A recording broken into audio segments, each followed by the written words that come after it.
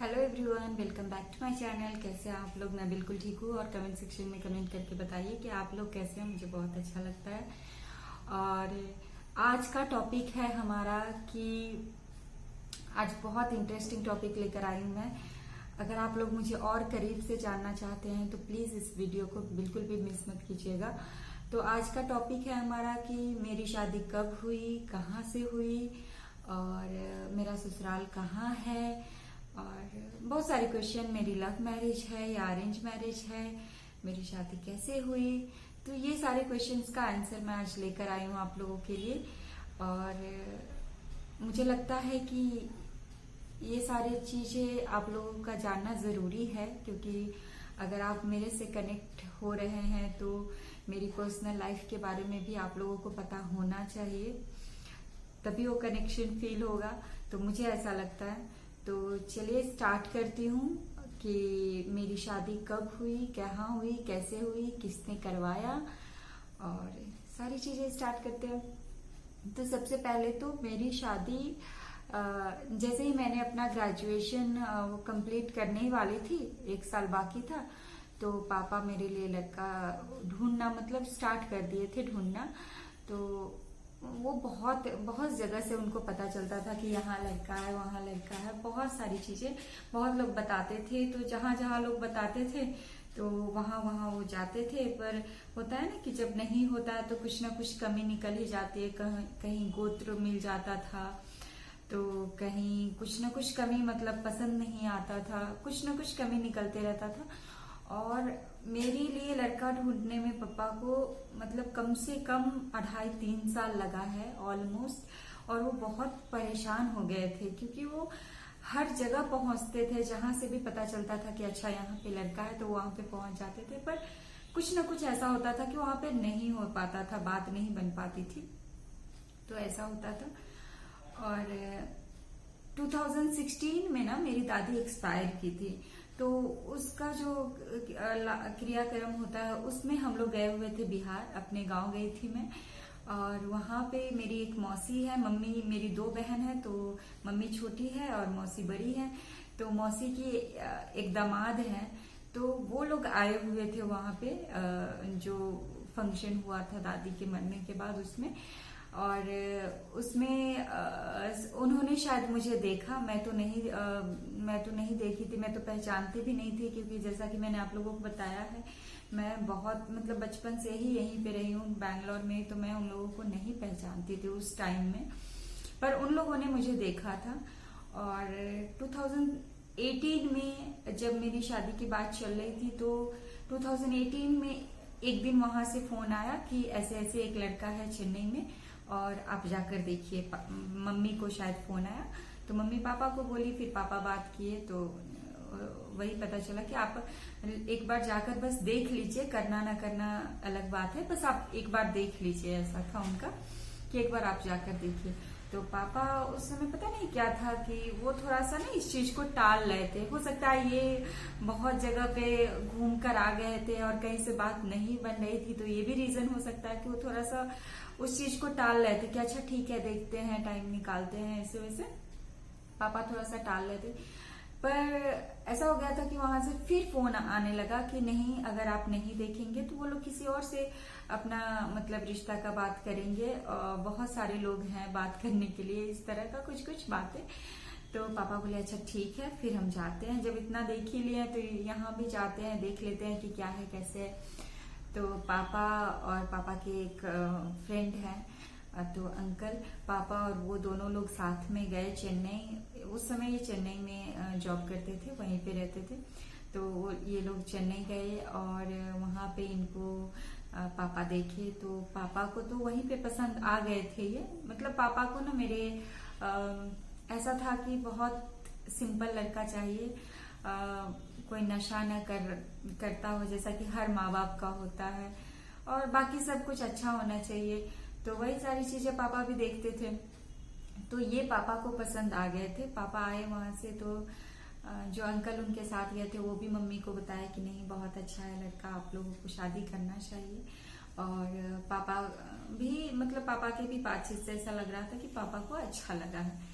तो उसके बाद वो कुछ दिन के बाद गांव गए। तो गांव में जहाँ इनका घर है, मैं बता दूं कि मेरा मायका और मेरा ससुराल दोनों बिहार में ही है। हाँ, ये अलग चीज है कि मेरे मम्मी पापा यहाँ पे सेटल्ड हैं, तो ये एक और मायका है मेरा यहाँ पे। लेकिन जो एक्चुअल मायका होता है और जो ससुराल होता है वो बिहार में ही है। तो पापा गांव गए वही सारी चीजें, शादी का बात वगैरह करने के लिए। तो एक बार गए, बात करके फिर आए। बड़ी वाली मेरी बुआ है, पापा से भी बड़ी है, तो वहां पे पापा रुके उसके घर पे और बातचीत करके आए। फिर पापा का था ना कि चलो, होता है ना पेरेंट्स का कि इससे भी अच्छा हमें कहीं मिल जाए, तो ये सारी चीजें उनके मन में था। तो वो एक बार वहां से आए बातचीत करके, फिर पापा बोले कि अच्छा ठीक है और 2-4 लड़का देखते हैं अगर। लेकिन कहीं ना कहीं उनके मन में था कि चेन्नई वाला लड़का, मतलब मम्मी बार बार फोन करके पूछती थी कि आपको, मतलब आपका क्या मन कर रहा है कि कौन सा लड़का अच्छा है, इतना लड़का आप देखे हैं उसमें से कोई तो पसंद आया होगा। तो मम्मी को था कि मतलब शादी करना है।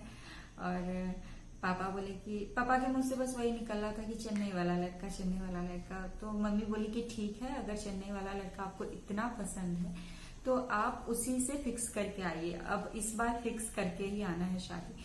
और वहां से मेरी बड़ी बुआ भी बोल रही थी पापा को, पापा आने के लिए वहां से बिहार से वापस बैंगलोर तैयार थे, बोले थे कि अच्छा अभी टाइम है और देखते हैं लड़का ये सब। लेकिन बड़ी बुआ बोली कि नहीं, इस बार तुमको फिक्स कर कर ही जाना है, नहीं तो हम नहीं जाने देंगे। बुआ का भी था कि अब शादी फिक्स हो ही जाना चाहिए। तो फिर क्योंकि पापा के मन में था तो मम्मी बोली कि अब आपके मन में है कि चेन्नई वाला लड़का आपको अच्छा लग रहा है, तो आप उसी से बात करके और फाइनल करके आइए। तो फिर पापा वहां इनके घर पे गए, सारी चीज फाइनल हुई। उसके बाद बात हुआ कि देखने दिखाने का, क्योंकि मैं तो बैंगलोर में थी। और जैसा मैंने आप लोगों को बताया है कि मैं 2 साल स्कूल ज्वाइन कर ली थी। जैसे कि मेरा जैसे ग्रेजुएशन कंप्लीट हुआ, फिर मैं एक प्राइवेट स्कूल घर के पास में था, बहुत अच्छा स्कूल था, उसमें ज्वाइन कर ली थी और वहां पे पढ़ाती थी। तो फिर देखने दिखाने का जब बात हुआ तो पापा वहां पे थे बिहार में और मैं यहाँ थी। तो पापा बोले कि ठीक है, नेहा आ जाएगी और मैं तो हूँ ही यहाँ, और बाकी के जो भी फैमिली मेंबर्स है जैसे बुआ, बड़ी मम्मी, बहुत सारे लोग मेरे वहां पे हैं, तो सारे लोग हैं ही, तो हो जाएगा उस तरह से। फिर पापा मम्मी को फोन किए कि ऐसा ऐसा बात है, अब वो लोग लड़की देखना चाहते हैं, तो नेहा का टिकट बनवा कर भेज देता हूँ, नेहा आ जाएगी। नेहा आ जाएगी, यहाँ पे जो भी देखने दिखाने का है वो हम लोग कर लेंगे और फिर आगे का फिर देखेंगे बात। तो वो चीज हुआ। तो मम्मी का था कि नहीं, ऐसा नहीं होगा, लड़की भी जाएगी और हम लोग भी आएंगे। मम्मी को भी था कि मुझे भी देखना है कि कैसा लड़का है, क्या है, और लड़का को भी आना है कि ये दोनों भी एक दूसरे को देख ले। और अगर देखना दिखाना हो ही रहा है तो एक छोटी सी जो होती है एंगेजमेंट सेरेमनी, तो मम्मी का ये अप्रोच था कि एक एंगेजमेंट हम लोग कर देंगे। तो फिर ये बात हुई तो पापा वहां पे इनके घर पे सबसे बात किए, तो वो लोग भी तैयार हो गए कि चलो ठीक है। पर इतना नर्वसनेस था, मतलब मैं बता नहीं सकती हूँ आपको कि मैं कितना नर्वस थी। मतलब मेरे तो दिमाग में यही चल रहा था ना कि पापा तो बहुत जगह लड़का देखने गए और हर जगह बात नहीं बनी है, तो ये चीज एक हो गया था मन में कि यहाँ भी यही होने वाला है, बहुत मतलब बात लास्ट में जाकर यहाँ पे स्टॉप हो जाएगी, मतलब शादी तक नहीं पहुंचेगी बात, ये था। और मैं बहुत ज्यादा नर्वस थी जब मैंने सुना कि अरे ये लोग देखने दिखाने के लिए बुला रहे हैं। तो और मेरे मन में मैंने जितना सुना था ये सारी चीजों के बारे में कि जब लड़की को देखते हैं तो उसको बोलते हैं कि चल कर दिखाओ, बोल कर दिखाओ, खाना क्या बनाने आता है, तरह तरह के, मतलब गांव आप समझ सकते हैं कि कितना भी कुछ है। तुम सारे लोग, मेरे जो सास ससुर हैं वो गांव में रहते हैं, तो मेरे दिमाग में वो चीज था कि उसी तरह का सवाल मेरे से पूछा जाएगा। एजुकेशनल क्वेश्चन के लिए मैं रेडी थी कि चलो एजुकेशन से रिलेटेड क्वेश्चन तो पूछेंगे ही फॉर श्योर, तो उसके लिए मैं तैयार थी। पर ये सारी चीज जो मुझे मेरे दिमाग में था ना इधर उधर से कि चलने के लिए कहते हैं, बोलने के लिए कहते हैं और खाना क्या बनाने आता है, उस तरह का क्वेश्चन, तो वो सारी चीजें सुनकर मैं बहुत ज्यादा नर्वस हो गई थी। मतलब कि मुझे भी लग रहा था कि इसी तरह का ये लोग करेंगे। लेकिन लकीली हम लोग यहाँ से फुल फैमिली गए, मैं, मम्मी, निशा, आयुष, इतने लोग गए थे यहाँ से, और ये वहां से चेन्नई से गए। फिर मैं एंगेजमेंट जो देखने दिखाने का था ना, उससे जस्ट एक दिन पहले हम लोग पहुंचे थे, और बड़ी वाली बुआ के घर पे ही पापा रुके हुए थे। हम लोग भी वहीं डायरेक्टली गए, वहीं पे रुके, और कल होकर जो देखने दिखाने का था वो हुआ। और जैसे ही सारा कुछ हो गया तो सबको पसंद आ गया। और हाँ, ये भी था कि मैं भी इनको रूम में बुलाया गया, बहुत सारे लोग आए थे। मतलब मैं तो बहुत सारे लोगों को ही देखकर नर्वस हो गई थी। इनकी मम्मी, जो मेरी सासू माँ है, चाची, पापा, बहन, जो मैंने बताया कि मेरी ननद की अभी गुड़िया हुई है, तो मेरी बड़ी ननद है वो आई हुई थी।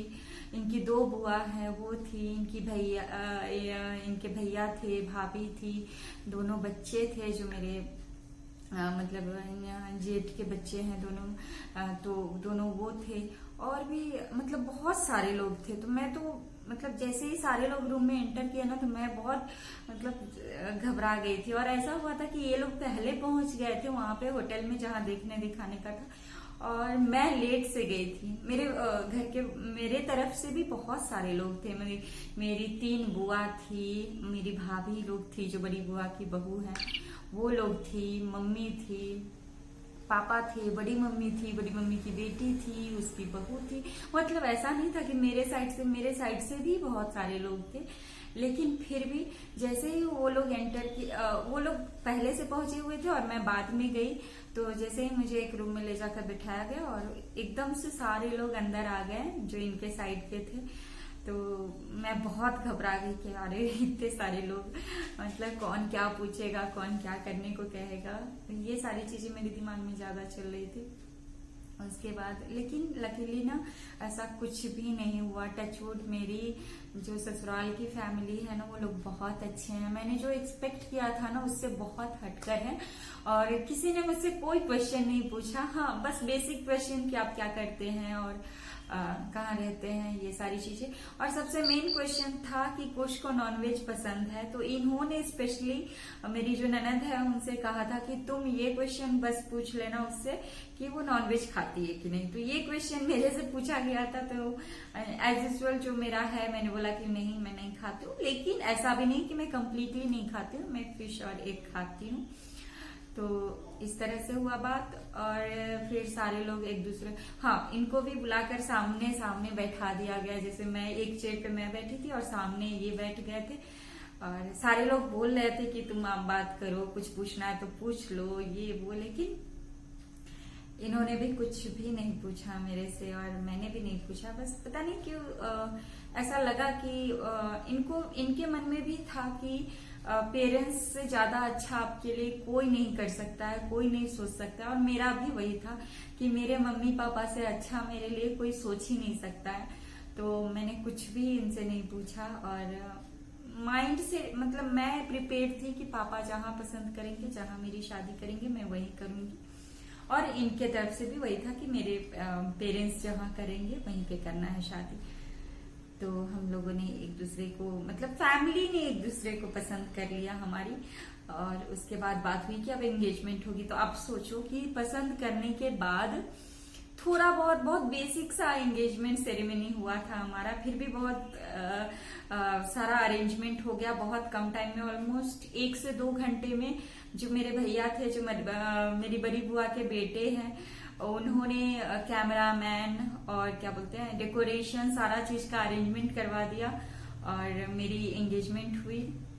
और निशा यहाँ से ना वो बहुत एक्साइटेड थी, क्योंकि हमारी फैमिली में मैं बड़ी हूँ और एक बड़े पापा की बेटी की शादी हुई थी, वो ऑलमोस्ट 2005 में हुई थी, जब हम लोग बहुत छोटे छोटे थे, कुछ समझ ही नहीं आता था कि शादी और ये वो। तो उस समय उसकी शादी हो गई थी और उसके बाद सीधा लड़की में मेरी शादी होने जा रही थी। तो निशा बहुत ज्यादा एक्साइटेड थी, क्योंकि हम लोग ज्यादातर शादी वगैरह देखे भी नहीं थे, पढ़ाई के कारण हम जा नहीं पाते थे गाँव किसी की शादी अटेंड करने के लिए। तो उस वजह से निशा बहुत एक्साइटेड थी, और उसको जैसे ही पता चला ना कि देखने दिखाने का बात हो रहा है और हो सकता है कि एंगेजमेंट हो, तो वो मेरे लिए लहंगा, ज्वेलरी, जो भी उसको समझ में आया, जितना आया, वो सारा कुछ अरेंज कर ली थी कि अगर बाय चांस एंगेजमेंट हुआ ना तो यही पहनेगी, नहीं तो वहां जाके पता चला कि तुम लोग साड़ी पहनाकर और इसका एंगेजमेंट कर दोगी। तो थैंक्स टू निशा कि जो भी मैं वहां पे पहन पाई अपने एंगेजमेंट में, मतलब एक रिग्रेट नहीं हुआ, क्योंकि इतना जल्दी में जो हुआ, जैसे हुआ ना, बहुत अच्छा हुआ। और फिर उसके बाद एंगेजमेंट हो गई, और एंगेजमेंट के कल होकर फिर इनका फ्लाइट था, तो ये चेन्नई चले गए, और हम लोग अपना गांव में जो हमारा घर है, तो पापा, हम, मैं, बुआ, सारी लोग, तो हम लोग अपने घर चले गए थे, क्योंकि पापा को, मैं पहली बेटी थी और एक अच्छा शुभ काम हुआ था, तो पापा को था कि घर जाकर एक अच्छा सा पूजा करना है और फिर बैंगलोर जाएंगे। तो हम लोग घर गए, पूजा हुआ, सारी बुआ लोग आई हुई थी, और फिर हम लोग मुश्किल से 3 या 4 दिन रुके, और फिर हम लोग भी वहां से बैंगलोर के लिए निकल गए। तो बस ये हुआ। और मैं ये नहीं कहूंगी, हाँ मैं बता दूं, 2018 जुलाई में मेरी एंगेजमेंट हुई थी, और शादी हुई है 2019 28 अप्रैल को। तो इस बीच गैप बहुत था, मतलब अराउंड 9-10 मंथ्स का तो गैप था। तो इस वजह से हम लोगों को, मैं ये नहीं कहूंगी कि हम लोगों ने बात नहीं की, पर क्या हुआ कि इनका उस समय शिफ्ट था कि 2 बजे दिन से, मतलब शायद 2:30 बजे से, हाँ 2:30 टू 9 o'clock तक का इनका शिफ्ट था ऑफिस में। ये उस समय इनका टाइमिंग वो चलता था, और मेरा था कि मुझे 8 o'clock को स्कूल में पहुंच जाना होता था, और फिर 4 साढ़े 4 तक मैं अपने घर पे होती थी। तो हमारा टाइम मतलब मिसमैच हो गया था। मैं फ्री होती थी तो ये बिजी होते थे, ये फ्री होते थे तो मैं बिजी होती थी, तो इस वजह से हमें उतना टाइम नहीं मिल पाता था बातचीत करने का। लेकिन हाँ, थैंक्स टू मेरी ननद गुलशन, उन्होंने नंबर एक्सचेंज करवाया, और हम लोगों ने बात की, एक दूसरे को समझी, और हम लोग मतलब बिल्कुल भी एक दूसरे को मतलब जानते थे कि वो भी वर्किंग है, वो जानते थे कि मैं भी वर्किंग हूँ, तो हम लोग एक दूसरे को बिल्कुल भी उस तरह से डिस्टर्ब नहीं करना चाहते थे कि प्रोफेशन पे कोई असर पड़े। तो वो उनको जब भी टाइम मिलता था, और मुझे भले ही 10 मिनट टाइम मिले, तो हम लोग 10 मिनट ही बात करेंगे, जरूरी नहीं कि घंटों बात करेंगे, लेकिन उतने में ही हम लोग ना मतलब एक दूसरे को बहुत अच्छे से समझ गए थे। और जब ऐसा लगने लगा कि हाँ हमें शादी करना चाहिए, क्योंकि 9-10 महीना एक बहुत लंबा टाइम होता है, अगर आपका रिलेशनशिप उतना चल गया ना, तो आप ये मान लो कि आप एक दूसरे के साथ रहने के लिए ही बने हो। तो हमारी अच्छे से बातचीत होती थी, हम एक दूसरे को समझते थे, एक दूसरे का प्रॉब्लम समझते थे, सारा कुछ करते थे, तो इस तरह से हुआ। लेकिन जो इमोशन, जैसे मेरे मन में ना बस यही था कि अरे पापा तो बहुत सारा लड़का देखे हैं, तो कहीं तो बात फिक्स होती नहीं थी, तो मैं एकदम मतलब माइंड सेट करके थी ना कि वही चीज यहाँ भी होने वाला है। लेकिन ये तो पूरा उल्टा हो गया। विद इन 1 वीक मेरी शादी फाइनल हो गई, एंगेजमेंट हो गई, और मुझे कुछ पता ही नहीं चला। तो जब ये हुआ कि हाँ हमें लड़की पसंद है, अब हम लोग एंगेजमेंट का तैयारी करते हैं, तो उस समय ना मैं बहुत ज्यादा इमोशनल हो गई थी, बहुत ही ज्यादा, कि अरे ये क्या हो गया, मतलब क्योंकि कोई एक्सपेक्टेशन नहीं था कि सच में एंगेजमेंट होगी ही, या फिर सही में पसंद ही कर लेंगे, या फिर इस तरह का कुछ नहीं। मुझे लगा था कि एक प्रोसेस है, वहां तक जाकर हो सकता है कि बात रुक जाए, तो ऐसा था। और बस यही थी मेरी शादी। आप इसको लव मैरिज तो नहीं कह सकते, अरेंज मैरिज है, अरेंज मैरिज आप कह सकते हो। हमारे पेरेंट्स अरेंज किए, और अरेंज कम लव भी कह सकते हो, क्योंकि हमें अच्छा खासा टाइम मिल गया एक दूसरे को जानने का, बातचीत करने का। तो इस मामले में मैं लकी थी। बहुत लड़कियों के साथ होता है कि शादी फिक्स हुई और जस्ट 2-3 महीनों में शादी हो जाती है, तो उनको एक दूसरे को समझने का टाइम नहीं मिलता है। पर मुझे बहुत अच्छा खासा टाइम मिला, हम दोनों एक दूसरे को अच्छे से समझ लिए थे, फिर जाकर शादी किए। और बस मेरी ससुराल की फैमिली बहुत अच्छी है, स्पेशली मेरे जो ससुर जी हैं वो बहुत अच्छे हैं, बहुत ज्यादा अच्छे हैं, मुझे बहुत मानते हैं। और आगे आप लोग क्या जानना चाहते हैं मेरे बारे में प्लीज कमेंट करके बताइए, और मुझे बहुत अच्छा लगेगा आप लोगों के साथ शेयर करना। तो तब तक के लिए इतना ही, बाय बाय, मिलते हैं किसी और वीडियो में।